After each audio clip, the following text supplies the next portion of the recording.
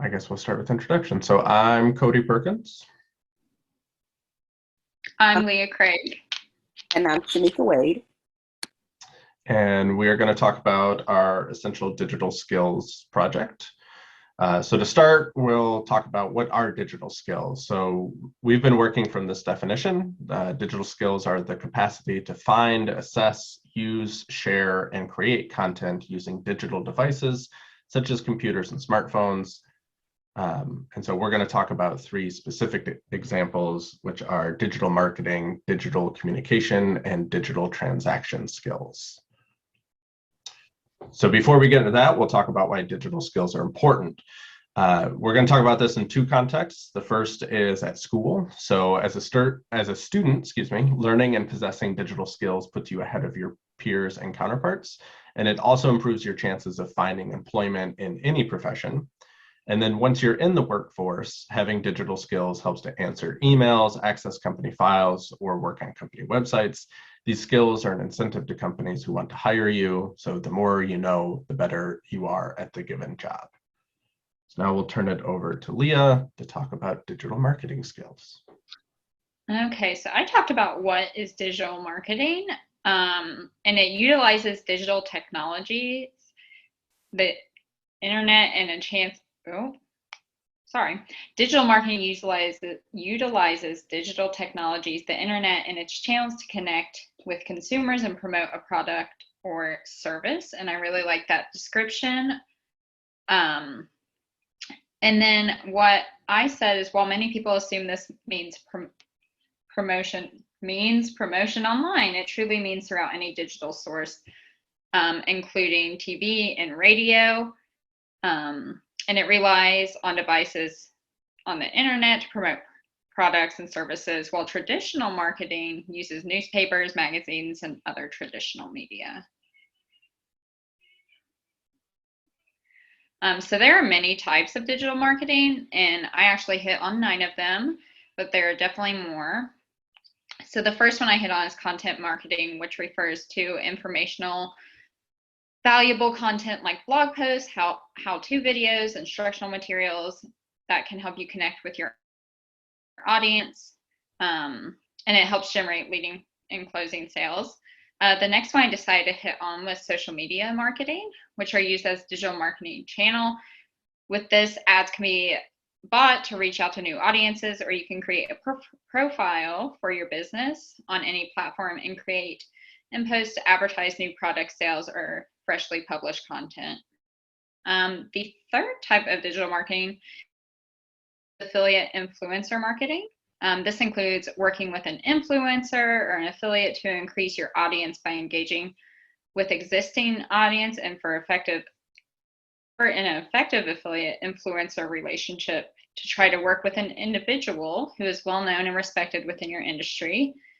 And they create content promoting your business or your product and help share links to get to your website. The fourth type of digital marketing is email marketing.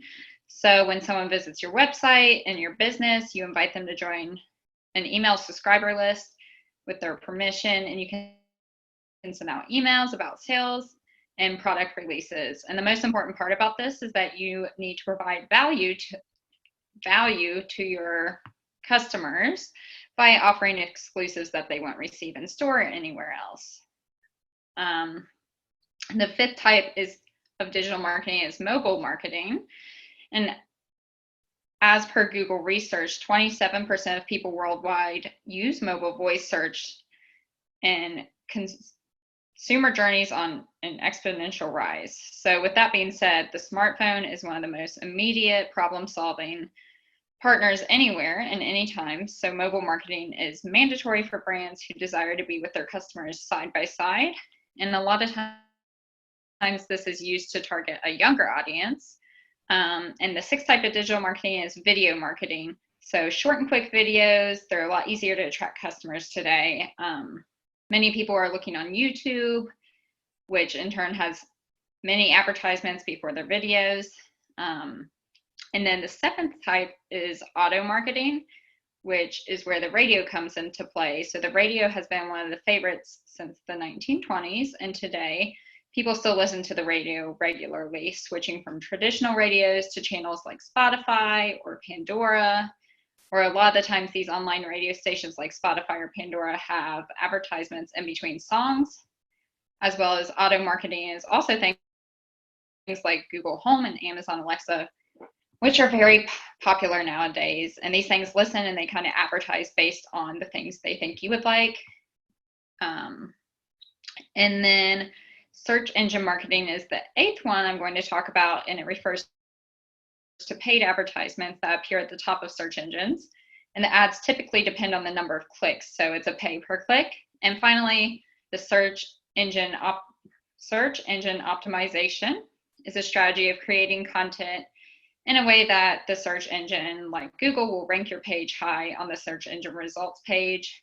And Google uses these algorithms to decide how relevant your page is, the keywords that users are using. And like I said, this is just a few of the many digital marketing skills.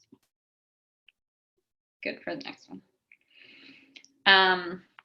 How digital marketing is used today.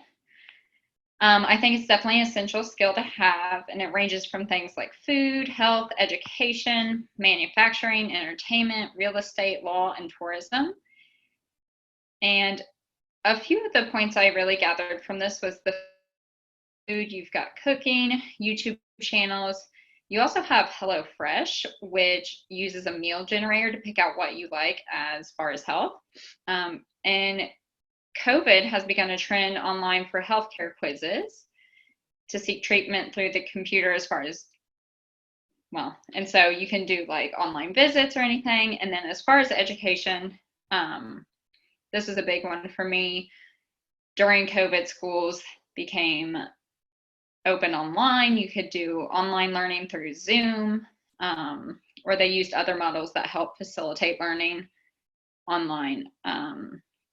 As far as manufacturing, businesses find new partnerships, tell more about their product, and educate their audiences through digital marketing.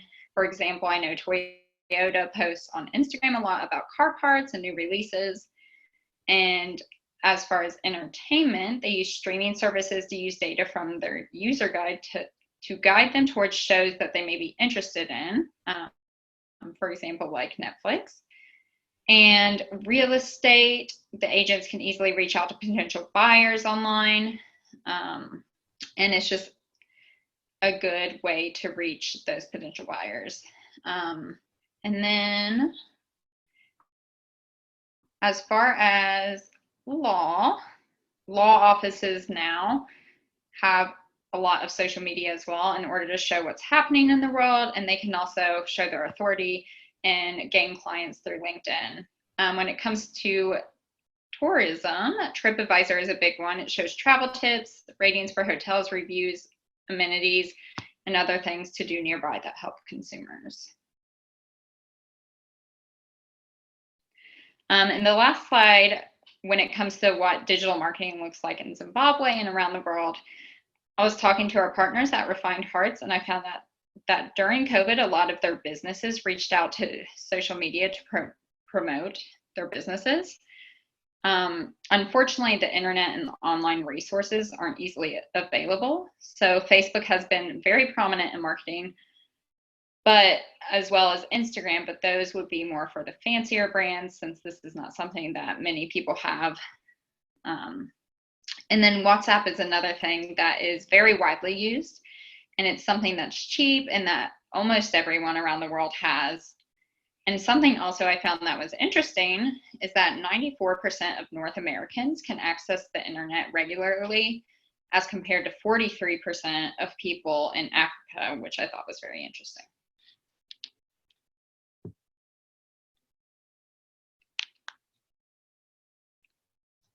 All right.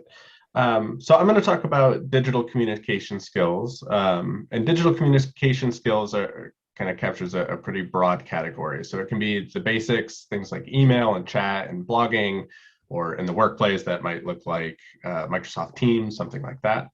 It can also include social media and digital content creation. So communicating through, say, YouTube videos or posting recordings or podcasts on something like SoundCloud. It can include all the things that Leah was just talking about with marketing and advertising, right? That's certainly a form of communication with consumers.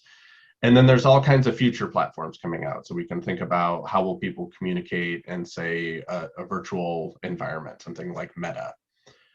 And then those skills can be hard or soft skills. So the hard skills would be the actual how, right? How to communicate, how to use the tools, how to access those tools.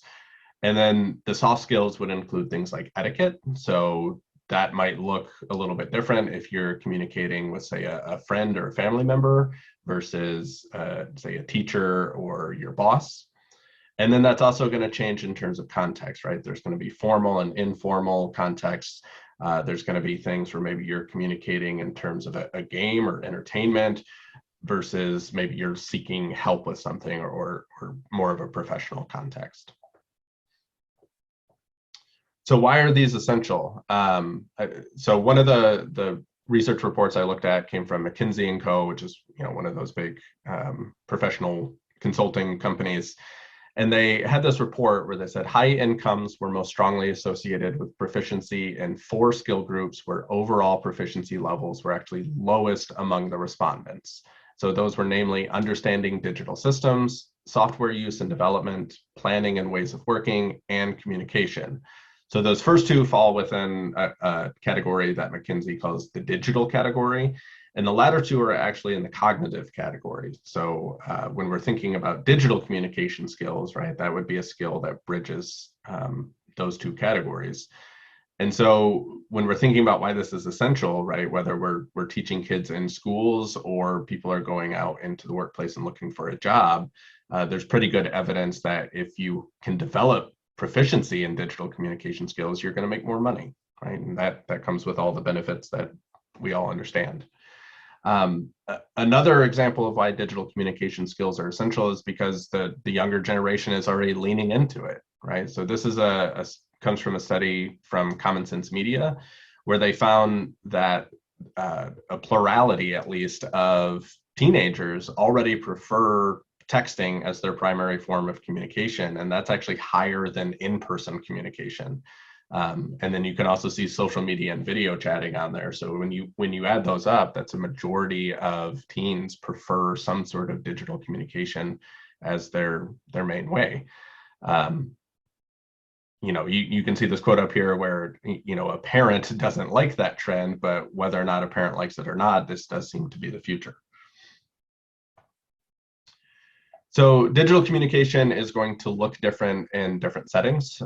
There's going to be differences, say, between affluent communities versus disadvantaged communities. And you could kind of blow that up on the international levels, similar to what Leah was saying, right? In North America, the vast majority of people are going to have access to things like the internet or even TV and radio in their homes, where in developing parts of the world, and Zimbabwe would be a good example of that, they might not have access to the tools, which probably then limits the etiquette and kind of informal ways of working with those skills as well. There's generational differences, so not just the fact that teenagers like texting or Snapchat more than those of us who are a little bit older, but when you go through, and I included a link to the report here, it even shows differences, say, between the baby boomer generation versus the Gen X versus millennials, right? They kind of go through each generation and talk about their preferred methods of communication. And there's pretty wide variability in there, everything from people still like talking on the phone, if they're a little bit older, to millennials like email and text, to getting down into social media with the younger generations. And then digital communication is going to vary a lot in terms of security and censorship. So depending on where you live in the world, you might not have access to certain platforms, right? Something like, say, Facebook could be blocked. This is also one of the reasons WhatsApp, but then similar platforms, something like Signal or Telegram, are also popular in other parts of the world because they kind of get around censorship. So in the case of Zimbabwe specifically, Leah already mentioned this, but access to internet is the major hurdle to developing these skills. So there's a report that at the end of last year, right, that there's internet available in almost 63% of the country, but the vast majority of users are living in the urban areas, so especially the capital kind of metropolitan area around Harare. And so I included a link to this article as well, that it's showing a new program where the government is funding basically community internet providers. So if kind of rural communities can put together a proposal, the government will help find funding so you can have almost a local internet network. And then I also found a report from UNESCO that talked about some of these communication tech skills in Zimbabwe for especially young learners. So one of the interesting things I found on this, and I'm not going to go through all the details here, but some of them are really basic things we think about, like how many students know how to copy and paste within an electronic document, or how many people can install something like a printer, right? So that was a little bit different in terms of the digital communication skills I was thinking about, but certainly pretty relevant. And when you look at the percentages there, it's very, very low in a place like Zimbabwe. So, and now I will hand it over to the next skill. Okay, so digital transaction management skills. What exactly is this? It's the process of handling transactions and associated documents electronically. More of processing paper-based transaction like checks, invoices, and purchase orders, which become less of an administrative effort thanks to this procedure. So these are more things that we see more on a daily basis that are occurring in like a business office, or an aspect of just everyday things of being a consumer or being a customer. Okay. Online or automatic transactions between persons and organizations that don't involve paper or are considered digital transactions. Most likely, we've all already taken part in one of these transactions. You participated in a digital transaction, for instance, if the salesperson rung up your purchase. Instead of utilizing a cash register and an iPad, or you benefited from a digital transaction if you sent or signed a contract. Maybe you were closing on a housing deal, and you did all your signatures electronically. Going digital enhances the experience in both of these scenarios, making the transaction not only quicker, but is simpler, more accurate, and more convenient for both parties that are involved. So why exactly are digital transaction skills important? Well, knowing how to partake in any type of digital transaction makes it easier, as I stated before, for both the individual or given business in order to access information in a more efficient or effective manner. As a consumer, it's vital to know how to effectively partake in different transactions in a safe manner as well. When you're dealing with anything digital and you're dealing with different forms of technology, it's always essential to ensure that we are doing things in a safely manner, whether it's going through with utilizing social security numbers, different forms of information that you want to make sure that are kept secure and private between you and the other individual or the other source. From one of the articles that I researched, it says the world is now embedded and supported by modern culture, with additional development that influences people to shop for, sell, and communicate, etc., from one place to a different. The explanation for this can be within the property rights, is that the advancement of technology and also the internet, which is becoming a digital platform. In today's world, people rely entirely on technology and also the internet to fulfill the common needs of people to be made easier and faster. And this discovery and the work of speed results in digital penetration of all sectors and economic sectors participating in digital concepts. And we all know in today's society, everything is about how fast can I get it done. It's about saving me time, about me being able to get my work done easier, whether it's in a work setting or whether it is being able to be out in the consumer setting, just me being a customer. And A few things that I tied this into the country of dealing with Zimbabwe. It's still a developing country, as my two colleagues have spoke on in previously. They're still behind in terms of technology. They do not have the facilities to partake in such activities that will call for business use of digital transaction skills. Activities such as signing contracts online or other documents digitally.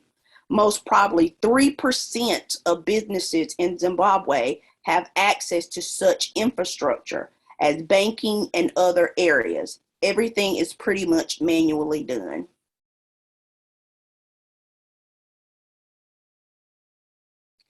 And a couple interesting facts about Zimbabwe. The population is 14,089,000. The life expectancy at birth, male as of 2019 was 59.6 years old. Female as of 2019 was 63.9 years. Literacy percentage of population, ages 15 and over. I found this very interesting. Males as of 2014 was 89%, and females as of 2014 was 88%. And a little historical background, Zimbabwe's first constitution, which was written in during September to December in 1979, and which took effect at independence on April the 18th in 1980.